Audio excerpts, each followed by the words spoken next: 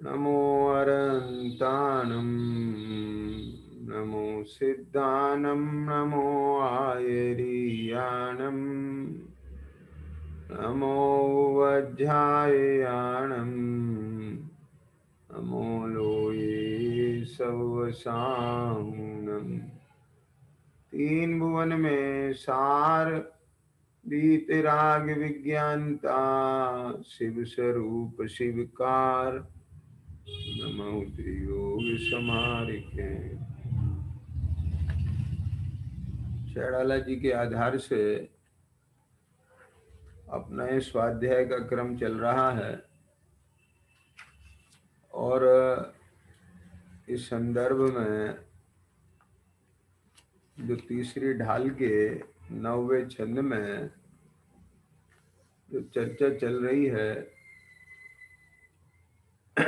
कि समदम तेजो कर्म ने आवे सो संबर आदरिये।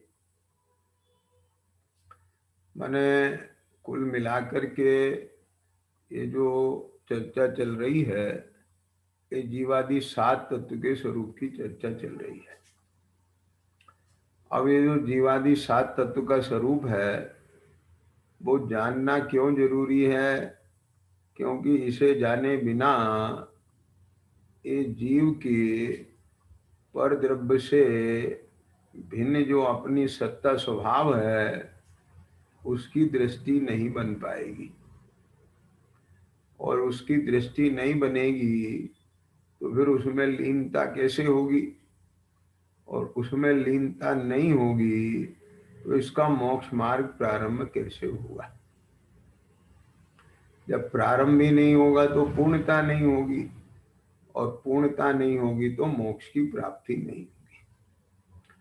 और ये बात अपन तीसरी ढाल के प्रारंभ में ये समझ के आए हैं कि आत्म को हित है सुख सो सुख, आकुलता बिन कहिए, आकुलता शिव माई न ताते, शिव मग लागियो चाहिए।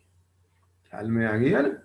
तो इसलिए जीवादि 7 तत्वों का स्वरूप बहुत ही गहराई के साथ समझना और इनके संदर्भ में जो अंतर में विपरीत मान्यता पड़ी हुई है वो निकालना बहुत जरूरी है। जिस प्रकार से अपन ने आश्रव और बंध की विस्तृत चर्चा की थी, ऐसे अब संवर तत्व की भी चर्चा प्रारंभ की है। अब ये जीव क्या समझता है कि संवर माने कर्मों के आने का रुक जाना, और सीधे सीधे इसका ऐसा उदाहरण ले लिया जाता है कि जैसे नाव में पानी आ रहा था और उसके छिद्र को हमने बंद कर दिया तो उसमें पानी आना बंद हो गया। अब जो नाव के अंदर पानी भरा है उसे निकाल देंगे। ऐसा दृष्टांत आगम में भी आया है। तो लेकिन इसके माध्यम से एक दृष्टांत के माध्यम से जीवों को ये बात ख्याल में आवे कि ये संवर क्या है। इतनी उपयोगिता है इस दृष्टांत की, आप समझिए ना।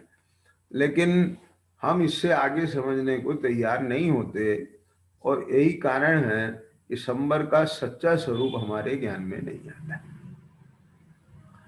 अब देखो, संवर में अकेला पाप का संवर नहीं है।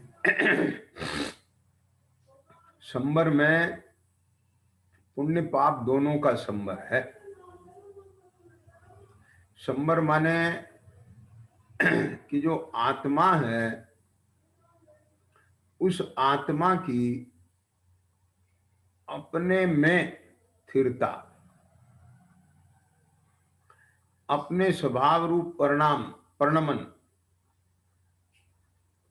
तो उस काल में कि ना तो अशुभ का आश्रव है न शुभ का आश्रव है, वो संवर है कि समदम तय जो कर्म न आवे सो संवर आदरी है। में आ गया ना?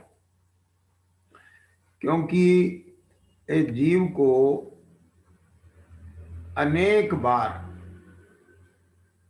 पाप कर्मों का संबर हुआ, लेकिन पुण्य का आश्रव बंद होता रहा। एक समय के लिए भी ऐसा नहीं हुआ कि जो इसे पुण्य पाप दोनों का संबर हुआ हो।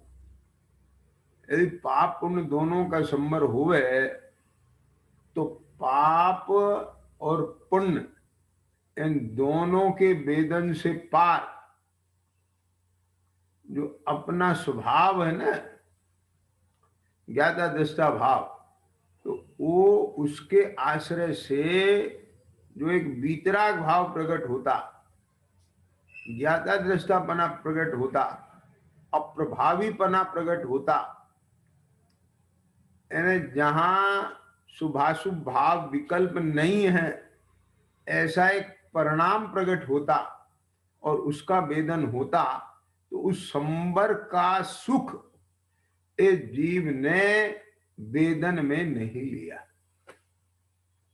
और एक बार यदि उस संबर का सुख वेदन में लेवे, इस संबर का सुख ये तो कहने की भाषा है, ख्याल में इस सुख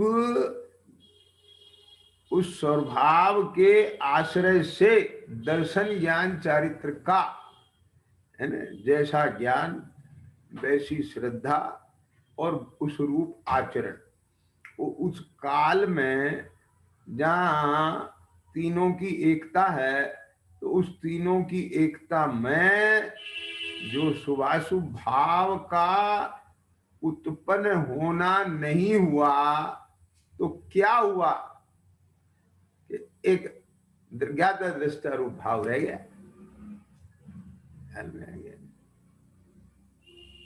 तो बस वो इसे नमूना आना चाहिए। उस नमूने का इसने कभी भी स्वाद नहीं चखा है।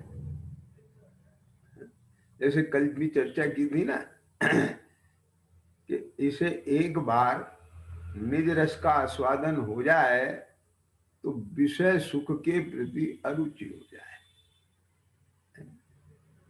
अच्छा तो वहां भी लगता है, अनादिकाल से सब जीवों को लग रहा है, लेकिन जैसा अच्छा इसे यहां लगे ना, तो उसको जाति ख्याल में आ जाएगा। वो आकुलता बिना की निराकुलता है, वो आकुलता बिना का सुख है। तो ये सारे तमाम जो इंद्रिय सुख है ना, ये आकुलता बिना के सुख नहीं है, ये आकुलता सहित के सुख है। इनके मूल में आकुलता है, इनके मध्य में आकुलता है, इनके फल में आकुलता है। और सुनो, आकुलता तो चली रही है, अशांतता तो चली रही है। तो ये सारी चीज न केवल समझ में बल्कि फीलिंग में आए, तो आफ्टर फीलिंग जो लर्निंग होती है, उस लर्निंग का कोई अलग ही लाभ होता है। जैसे कोई बालक है, उस बालक को आप कहते रहे कि बेटा है मोमबत्ती की लो मत छूना, नहीं तो अंगुली जल जाएगी, है ना, और बहुत दर्द होता है, उसको समझ में नहीं आता है, फिर भी उसके मन में रहता है देखूं तो सही, देखूं तो सही, देखूं तो सही। लेकिन जब वो स्वयं उस लो पर उंगली लगाए, समझ गए, और फिर उसे उस जलन की फीलिंग आ जाए, अनुभव हो जाए, ऐसे हाथ हटाता है, तो अब उसको समझ आ गई, लर्निंग हो गई, उसकी शिक्षा हो गई, है ना, कि क्या तो जलना होता है और क्या उसकी पीड़ा होती है। तो एक दाह है, एक इसे नहीं छूना दाह, है ना। तो ऐसे यहां जब तक ये अनुभव नहीं होगा, तब तक इसको वेदन में से भूल नहीं जाएगी। समझ में तो तर्क युक्ति से आ जाएगी, लेकिन वेदन की भूल अनुभव पूर्वक जाएगी। तो ये संबर इस सुख का वेदन है। इस सुख की जाति ही अलग है। ख्याल में आया कि नहीं? जीवों को ऐसा लगता है कि हमें कौन सा दुख है ना? ये देखो चारों तरफ हमारे सब कुछ अनुकूलता चल रही है, सब कहे में चल रहा है। अरे तेरे पुण्य का उदय चल रहा है, इस पुण्य के उदय में तो कषाय की मंदता है, इसका भोग तू कर रहा है। एक सेकंड नहीं लगेगी यदि तेरे कषाय की मंदता से तीव्रता हो जाए और पुण्य का जो ये साता का भोग चल रहा है इसकी जगह असाता का उदय आ जाए, तो तुझे सब समझ में आ जाएगा कि तेरे सुख का आधार क्या है, तेरी शांति क्या है, तेरी समता क्या है, सब समझ में आएगी। तो इसके रहते हुए यानी इस अवसर के रहते हुए अपने कोई थ्योसम मिला, संगी पंचेंद्रीपना मिला, ये शासन मिला, ये सबके रहते हुए इसका ये अभिप्राय सम्यक हो जाए, उसके लिए अपनी बात चल रही है। देखिए तो यहाँ क्या कहते हैं,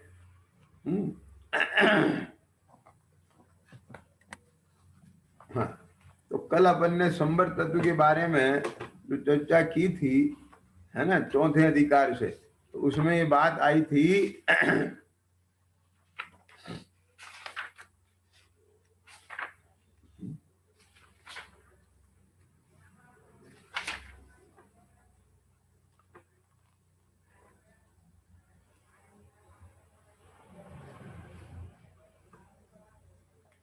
हाँ,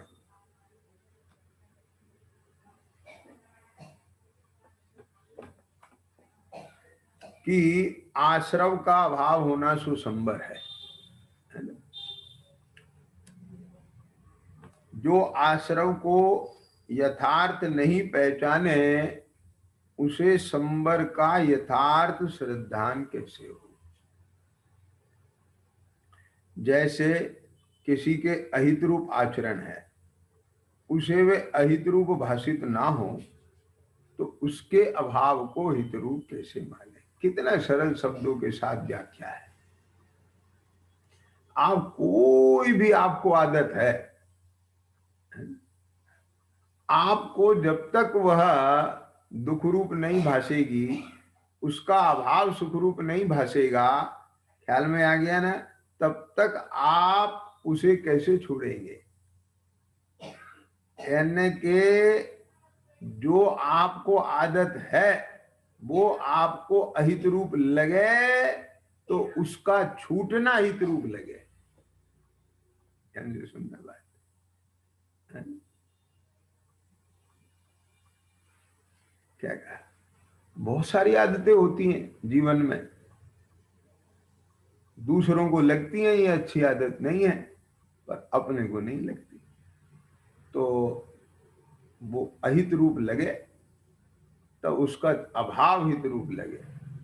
ऐसे ही ये आश्रव भाव होते हैं, ये अहित रूप लगे तो इनका अभाव हित रूप लगे।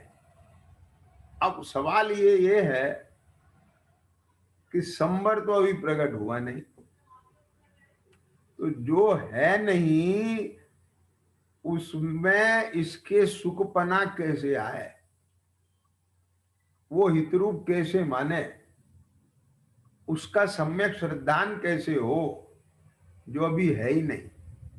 ख्याल में आ रही बात? जिसको अभी इसने देखा नहीं, जिसके साथ इसका अनुभव नहीं हुआ, जिसके साथ इसका मिलन नहीं हुआ, परिचय नहीं हुआ, तो उसे हितरूप कैसे माने। ख्याल में आ गया ना? तो इसको हम आश्रव से पकड़ेंगे। मेरी बात को ध्यान से समझना जरा, कि अभी आश्रव तो है ना, ये शुभाशुभ भाव होते हैं, ये तो है ना, ये रागादि भाव, कसाय भाव, क्रोधादि भाव होते हैं, इनका तो अनुभव है ना।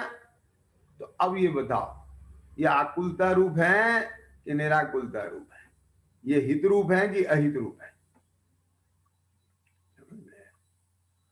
अब इसे लगता नहीं। अब इसको क्रोध आता है ना, इसको कहें कि क्रोध ठीक नहीं है, बोले क्रोध बिना काम नहीं चलता। सीधी उंगली से कोई नहीं मानता है। जब तक गुस्सा नहीं करो, क्रोध नहीं करो, तब तक कुछ समझ में नहीं आता है। ख्याल में आई है? अरे मतलब तुम उल्टा समझ रहे हो यहां भी। जैसे माँ बाप बच्चे पर गुस्सा करते हैं ना, तो तेज बोलना, उसे दंड देना, डांटना, फटकारना, इसे सब लोग क्रोध कहते हैं। आप तो बहुत गुस्सा करते हो, आप तो बहुत गुस्सा करते हो, आप तो बहुत चिल्लाते हो। अरे ये जो चिल्लाना है ना, माता पिता का, गुरुओं का शिष्यों पर फटकारना, इस चिल्लाना के पीछे उनकी पीड़ा है, उनका दर्द है, उनका, उनके भीतर तुम्हारे प्रति हित का भाव है। उसके पीछे की छिपी हुई वात्सल्यता नहीं दिखाई देती तुम्हें? और वो फटकारना, वो चिल्लाना दिखता है, वो क्रोध दिखता है। अरे तुमने अभी क्रोध की परिभाषा ही नहीं सुनी है। क्या क्या मालूम क्रोध कसाई किसे कहते हैं? जब क्रोध मने, जैसे नमक किसे कहते हैं? कि जिसके चखने से खारापना का स्वाद आए, उसे नमक कहते हैं। तो क्रोध किसे कहते हैं? कि जिसका उदय आने पर सामने वाले का बुरा करने का भाव आए, उसे क्रोध कहते हैं। तो समझ में आ गई बात? तो मैं आपसे जानना चाहता हूं कि वहां माँ बाप का अपने बच्चों के लिए बुरा करने का भाव है, गुरुओं का शिष्यों के प्रति बुरा करने का भाव है, तो तुम फालतू में क्यों कहते हो ये तो बहुत क्रोध करते हैं, बहुत क्रोध करते हैं? ख्याल में आ गया ना? अभी इसे समझ में नहीं आती है बात, अभी बहुत सारी बातें हैं। तो अब तात्पर्य मेरा यहाँ ये कहने का है कि जो कुछ आदतें हैं,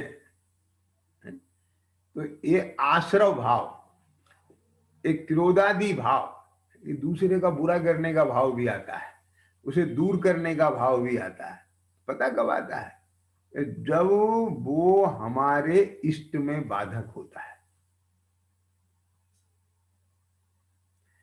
आपको अपने सगे संबंधियों पर भी क्रोध आता है। हाँ, समझ में आया? कैसे आता है, कब आता है? जब वो आपके राग में बाधक बनते हैं, भोग में बाधक बनते हैं, उपभोग में बाधक बनते हैं, तो आपको उनके प्रति ऐसा भाव आता है कि दूर हो जाए, इनसे हम दूर हो जाए, हटाने का भाव आता है। वो क्रोध भाव है। अब समझिए। तो अब यहाँ सवाल ये देखना कि जिस समय एक क्रोध का भाव आ रहा है, समझिए ना, उसका स्वाद देखो आप कैसा है, उसका अनुभव देखो आप कैसा है, उसका वेदन देखो आप कैसा है। वहां आपको आकुलता फील हो रही है या वहां आपको सुख फील हो रहा है, शांति फील हो रही है? कुछ समझ में आई बात? जहां आपको मान का भाव आता है कि सामने वाले को नीचा दिखाएं, हम अपने को ऊंचा दिखाएं, तो उस वक्त में आपको आकुलता होती है कि निराकुलता होती है? समझ? जब छल से काम सिद्ध करने के परिणाम चल रहे हैं, तो उस समय आकुलता है कि नहीं है? जब किसी चीज को चाहने के भाव हो रहे हैं कि ये मेरे पास हो गए, तो वो भाव आकुलता रूप है कि नहीं है? तो यहां से इस एंगल से देखना पड़ेगा।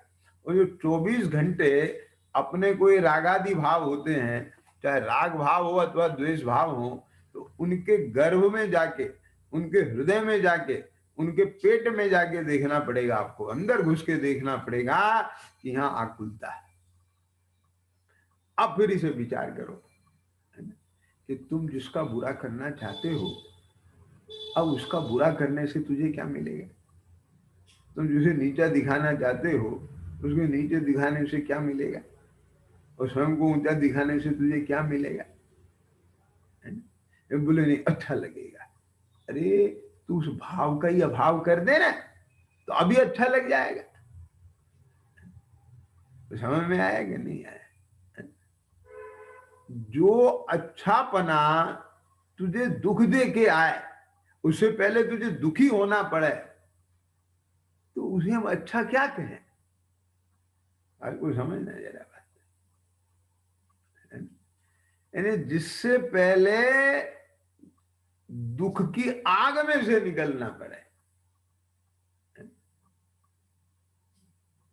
तो वो सुख है। ऐसा सुख कौन स्वीकार करे? उसे हम सुख नहीं मानते। अरे सुख तो वो है जिसके लिए आग में दुख की आग में ही ना जाना पड़े। क्या समझ में आ गई बात? क्या कहा? तो ये जो आश्रय भाव है, जो कि दुख रूप है, यही आत्म को दुख कारण। तो जिसके ज्ञान में ये बात आ गई, जिसके भाव भाषण में ये बात आ रही है, इसको युक्ति से ये बात समझ में बैठ रही है, वो आश्रव को जब दुख रूप मानता है, तो निश्चित उसके ज्ञान में ये बात बैठती है कि ये दुख रूप और इन भावों का अभाव सुख रूप। क्या ख्याल में आ गया? बोलो। किसी को रोग है, तो रोग में पीड़ा है, तो अब तो ये पीड़ा किस जन्य है? ये रोग जन्य है। तो रोग का भाव चाहेगा क्या नहीं चाहेगा? ये क्यों? ये रोग मिट जाएगा तो पीड़ा मिट जाएगी। ये आश्रव आकुलता रूप है, तो आश्रव का अभाव हो जाएगा तो आकुलता मिट जाएगी। तो आश्रव का अभाव माने संबर। ख्याल में आ गया? तो इस प्रकार संबर का स्वरूप आ गया ना ज्ञान में। इस प्रकार संबर की श्रद्धा हो गई कि नहीं होगी? ये क्या हुई कि आश्रव त्यागने योग्य है और संबर प्रकट करने योग्य है। क्या कहा? बात पकड़ में आ रही है कि नहीं आ रही है? क्यों भाई?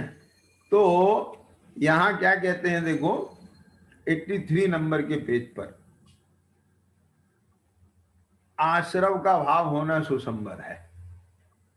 जो आश्रव को यथार्थ नहीं पहचाने, उसे संबर का यथार्थ श्रद्धान कैसे हो?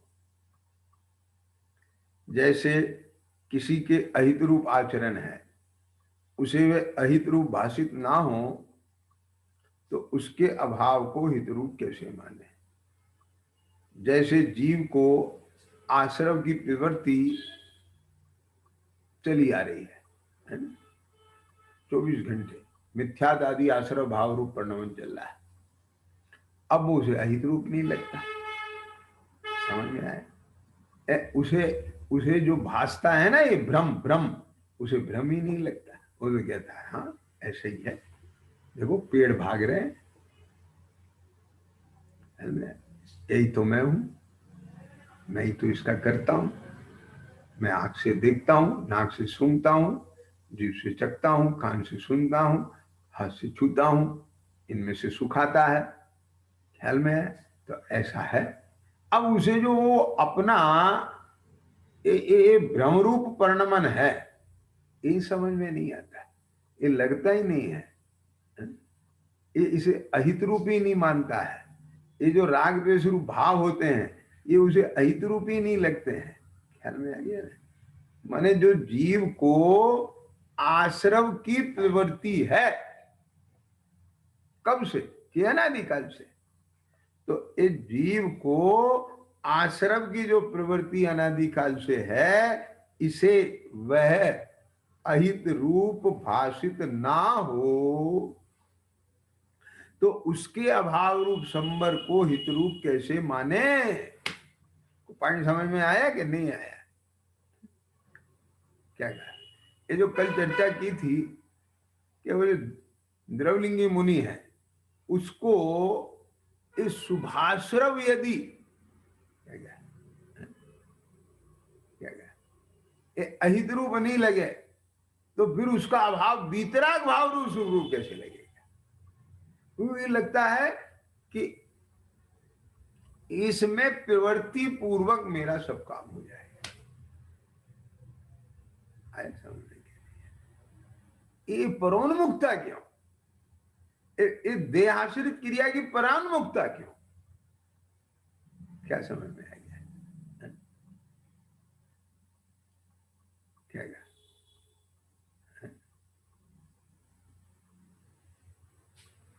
ये आगम में बड़े सुंदर शब्दों का प्रयोग किया है ना? कि जिन मुनियों के क्या कहा, इस स्वरूप में गुप्ती रूप प्रवृत्ति नहीं होती, उनके लिए कहा कि अब प्रवृत्ति में समिति का पालन करो। क्या तो समझ में आया ना? क्या कहा? यानी राजमार्ग तो ये है, बस स्वरूप गुप्त निवसंति नित्यम,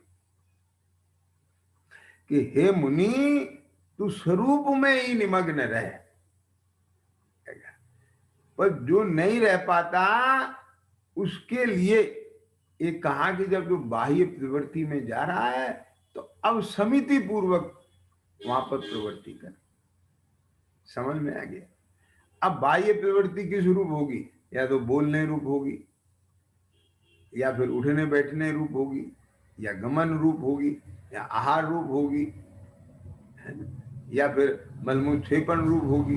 तो हर जगह में 5 समितियों में सारी प्रवृत्ति को बांध दिया। तो यहां भी ये बात कही है कि आ तो समझना बात जरा, किसके लिए है ये बात? कि भाई तू वो वीतराग भाव रूप प्रवर्तन कर। जब तक ज्ञाता दृष्टा रूप परिणति ना हो तो फिर वहां प्रशस्त राग रूप परिवर्तन कर। क्या क्या? तो ये तो सेकेंडरी ऑप्शन है। क्या क्या? उसको अचीव तो करना क्या है? निगाह में तो किसको रखना? स्वभाव को रखना।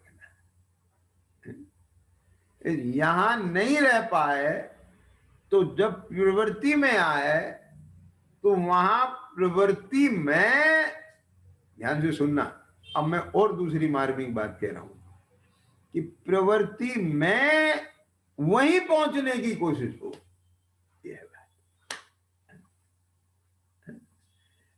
जैसे समझ लीजिए, देखो बहुत अच्छा उदाहरण मेरे ज्ञान में आया है, अभी मैं आपको बताता हूं। जैसे मान लो पंच कल्याणक का दृश्य का प्रसंग है। क्या है? पंच कल्याणक का प्रसंग है। और पंच कल्याणक के प्रसंग पे मान लीजिए बहुत भीड़ है चारों तरफ, और वहां पर जो है मुनिराज जो विधि नायक है ना मूर्ति, उनको मुनिराज दशा में वो लेके चल रहे हैं। तो आप सब लोगों की कोशिश क्या रहती है? हमको दर्शन मिल जाए। समझ में आ गया? अब भीड़ बहुत है तो आप उस भीड़ में से निकल के और आगे पहुंचना चाहते हैं। समझ रहे ना बात? अब वो आगे वाला क्या कर देता है कि आपको थोड़ा पीछे कर देता है, वो पीछे वाला और पीछे कर देता है, और आप उस भीड़ से फिर पीछे निकल जाते हैं। समझ में आ गई बात? तो अब पीछे निकल गए, यानी आपको साक्षात भगवान का, मुनिराज का दर्शन नहीं हो रहा है। आपकी निगाह कहाँ डली है? वहीं डली है। आपकी डोर कहाँ बंधी है? कि वहीं बंधी है। समझना। तो अब आप, है ना, ये पीछे रह गए, निकल गए, उसमें से छटक गए, दूर चले गए, तो अब वापस क्या करते हो वहां से? क्या करोगे? वापस फिर से सेंध मार के किसी ना किसी तरीके से फिर आगे पहुंचने की कोशिश करोगे। कुछ आ रही है समझ में बात? बस वो ही सबसे बढ़िया प्रवृत्ति है। क्या क्या एने ये जो भगवान आत्मा है ना अपना, क्या क्या ये इसी का ही अवलंबन और इसी में लीनता, ये तो है ही उत्कृष्ट। बस यही करने लायक काम है, यही संबर है, यही निर्जरा है। लेकिन कभी यदि यहां से उपयोग टिक जाए ओ निकल आए पीछे, दूरम भूरी विकल्प जाल गहने, कर्ता क्रम अधिकार में कलश भी लिया है 144वीं गाथा के बाद, है ना? तो वहां से उपयोग निकल गया, छटक गया, तो क्या करें फिर किसी ना किसी तरह रास्ता बना करके, अब वो साधन रूप में वो क्या बनाएगा? ये सब साधन बनाएगा,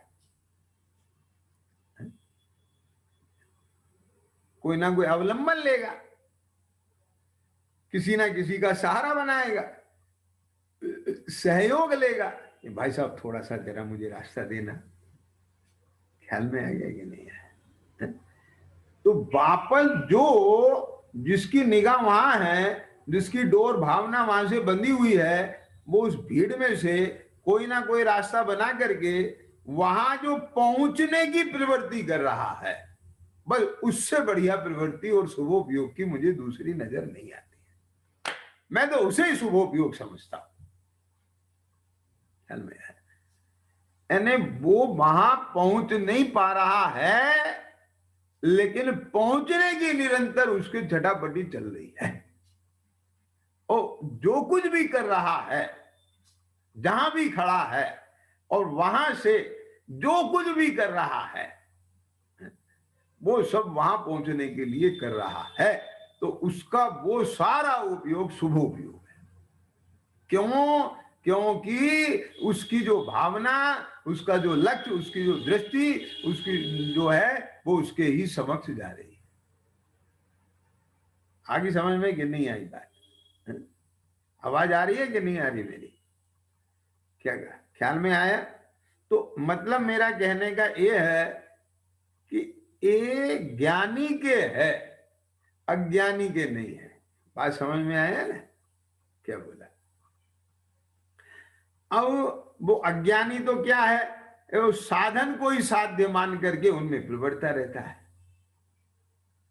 जबकि ये जितना भी ये महाव्रतादि रूप आचरण है, अनुव्रतादि रूप आचरण है, ये सब तो आलंबन है। क्या क्या ये आलंबन है। इनका आलंबन लेकर निरालंब तत्व पर पहुंचना है, और ये छूट जाना है। क्या क्या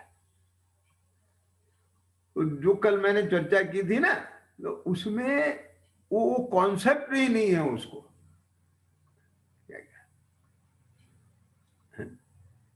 तो क्योंकि अगर ये मिथ्यात्व ना रहे तो सम्यक्त हो जाए, ऐसी मान्यता ना रहे तो सम्यक्त हो जाए, उसे ऐसा भाषित ना हो तो सम्यक्त हो जाए।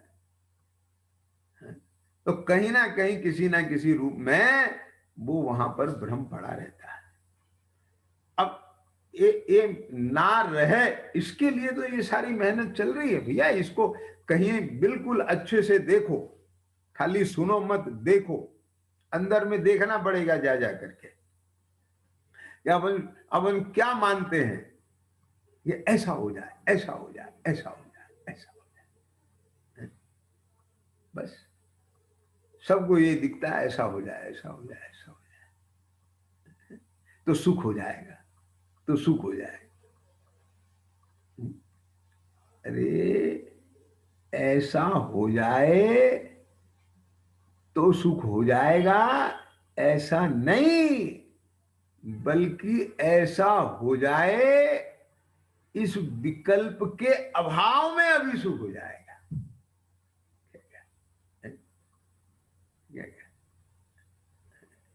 मतलब ये जितना भी परोन्मुख उपयोग है, इसमें ये हो जाए, ये जाना, ये करना, ये सुनना, ये करना, वो करना, तमाम इन सब विकल्पों के अभाव रूप सुख है, और इसकी सारी दृष्टि बाहर में रहती है।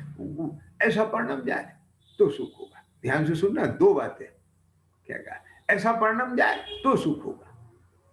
तो ये तो पूरा परोन्मुख उपयोग है, ऐसा परिणाम जाए तो सुख होगा। तो उसकी सारी चेष्टा बाहर पड़ी है, ऐसा परिणाम जाए तो सुख होगा। ज्ञानी क्या जानता है कि अभी ये जो परिणमाने का भाव है, इस विकल्प का अभाव हो जाए तो अभी सुख हो जाएगा। अब बोलो ये दोनों में कितना अंतर है अप्रोच में? है? दोनों की अप्रोच अलग है, दोनों का एक प्रकार से कहें अचीवमेंट पॉइंट ही अलग है।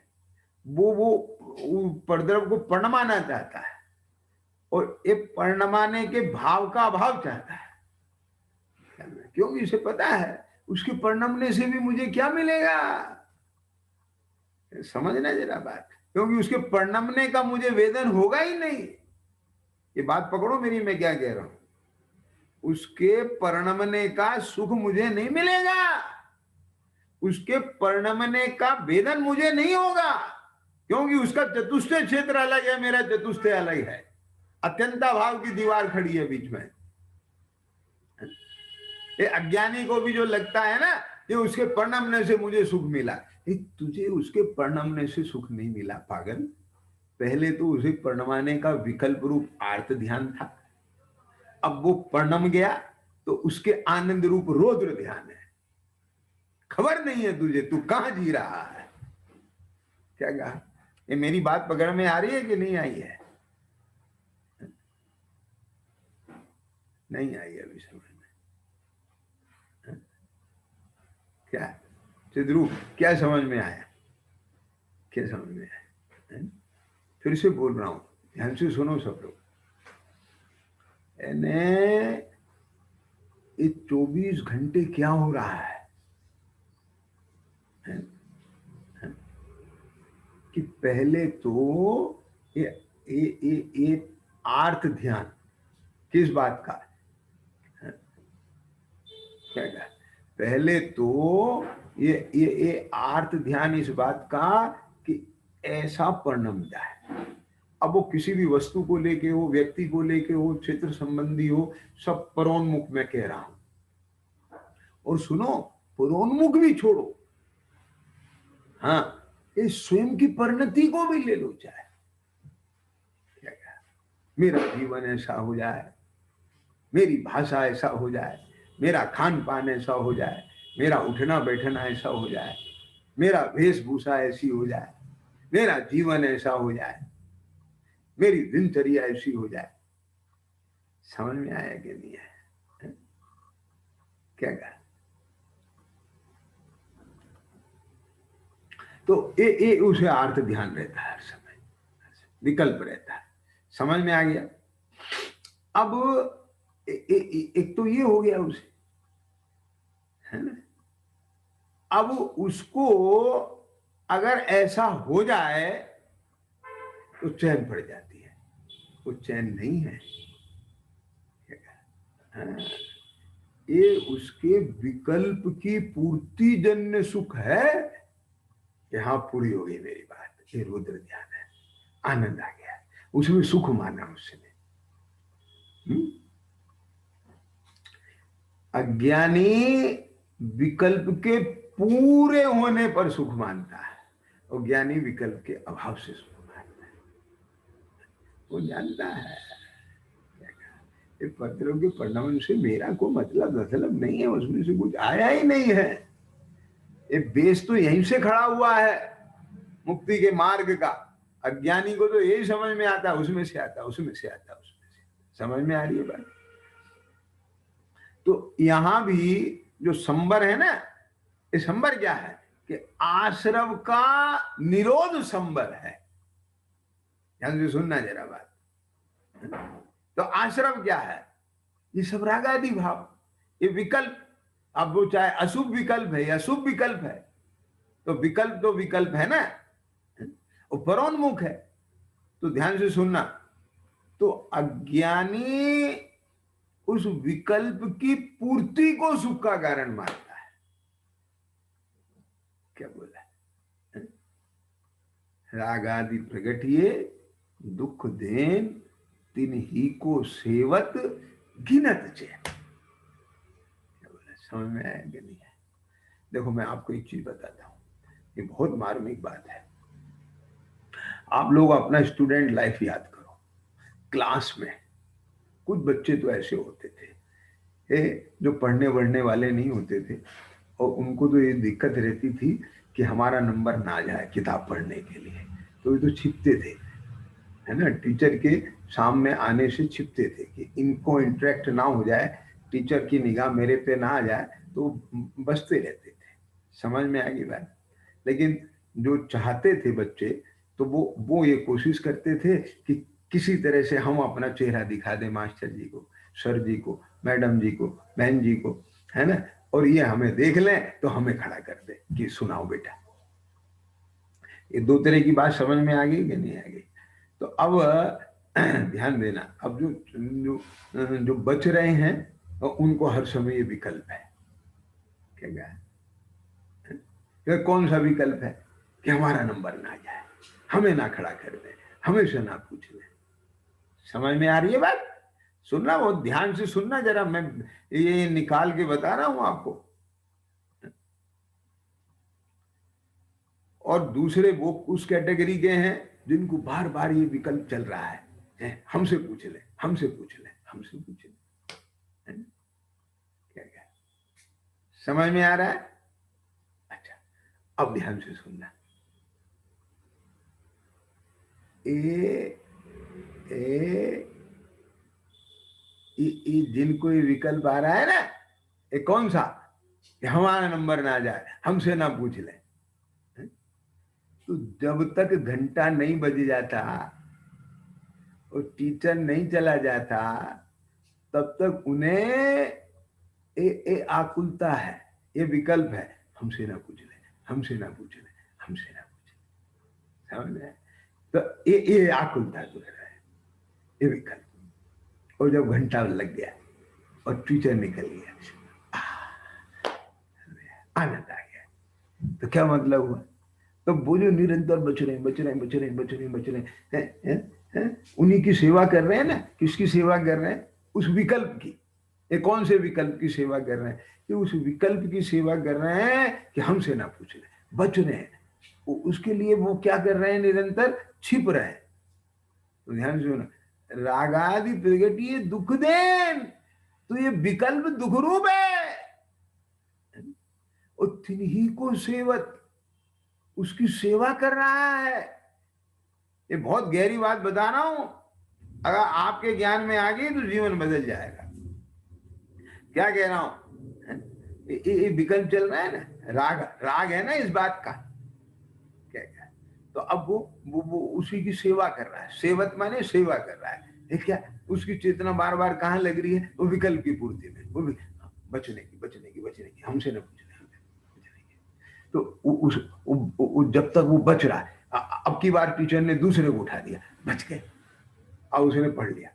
अब फिर निगाह से बच गया, दूसरे को उठा दिया, बच गए। तो अब वो उसे सेवा करने में विकल्प को चैन मान रहा है कि नहीं मान रहा है? और टीचर बाहर निकल गया और अपना नंबर नहीं आया। ये है मूर्ख। कुछ समझ में आ गई बात? अब दूसरों की सुन लो। क्या क्या अब दूसरों को लग रहा है, अब दूसरों को लग रहा है, क्या लग रहा है? हमसे हमारा नंबर आ जाए, हम पढ़ के सुनाना चाहते हैं, हमारा नंबर आ जाए, हमारे से पूछ लें, हमारा नंबर आ जाए। अब ये इस विकल्प में चल रहे हैं, उनको ये आर्थ ध्यान चल रहा है कि समझ में आ गया कि नहीं है? आकुलित है कि नहीं? दोनों के अंदर घुस के देखो आप, आकुलित है कि नहीं है? अब उम्मीद थी कि ये पढ़ के बैठेगा और टीचर हमारे से पूछेगा, लेकिन टीचर ने किसी और को खड़ा कर दिया। फिर निराश हो गया, नहीं नहीं नहीं नहीं, अब की बार हम ऐसे करके और कुछ ना कुछ नाम बोल के करके वो फिर हाईलाइट होता है, शायद अब की बार आ जाए। अब फिर वही विकल्प चल रहा है। मेरा मतलब समझ में आ गया कि नहीं आया? मैं आपसे पूछता हूं कि उसकी अशांति कब बदलेगी शांति में? जब उसको टीचर खड़ा कर दे कि हाँ बेटा सुनाओ, और वो सुना दे, तब बदलेगी ना। और नहीं खड़ा किया तो अशांति बनी रहेगी। घंटा लग गया, टीचर चले गए, बेचारा उदास हो गया कि हमारा इतनी मेहनत करी, इतना श्रम करा और हमारा नंबर ही नहीं आया। ये क्या है? अब इसके अंदर में जाके देखना, आपको जीवन समझ में आ जाएगा क्या है। अरे तू दोनों ही विकल्पों में तुमने सारा काल गंवा दिया। या ज्ञान में आया कि नहीं आया? ये इतनी आकुलता का क्या मतलब है? क्या समझ में आया? अगर तेरे को पाठ पढ़ना नहीं आता तो तू आकुलित क्यों हो रहा है? महाराज पास्टर जी खड़ा करें, पढ़ाओ। ऐसा देखो, हम आपसे क्षमा चाहते हैं, हमको ये नहीं आता, बस खत्म हो गया। अब तूने, तेरा नंबर आखिर तक नहीं आया और 1 घंटा तूने आकुलता में बिता दिया, और तेरा नंबर सुनने का नहीं आया और तूने 1 घंटा आकुलता में बिता दिया। तो शांति से बैठ, तुझे आता है तो अब टीचर तुझे खड़ा कर देंगे, सुना देना। लेकिन वो जो अंदर में ये चैन नहीं लेने देता, इसका नाम आश्रव है। क्या समझ में आई? बात समझ में आया कि नहीं आया? पॉइंट पकड़ में आई कि नहीं आई? अब बोलो, हर समय आकुलता है कि नहीं है? एक को मेरा नंबर नहीं आ जाए, इसकी आकुलता है, मेरा नंबर नहीं आ रहा है, इसकी आकुलता है। अब दोनों के विकल्प जब पूरे हो जाए तब चैन कर। ये क्या है? इसका नाम चैन नहीं है भाई साहब। चैन तो उसका नाम है कि विकल्प ही शांत हो गया तो चैन आ गई। इसका नाम संबर है। अब बोलो, इस संबर जीवन में आया कभी? ऐसी इस जाति का संबर प्रकट हुआ है कभी? ना। क्या है? इसलिए जिसको आश्रव की ही पहचान नहीं है, उसे संबर की पहचान नहीं हो पाई। ख्याल में आई? और विशेष कर लेंगे। सहजानंदी ओम नमः शिवाय। सहजानंदी शुद्ध स्वरूपी अविनाशी में आत्मस्वरूप। सहजानंदी शुद्ध स्वरूप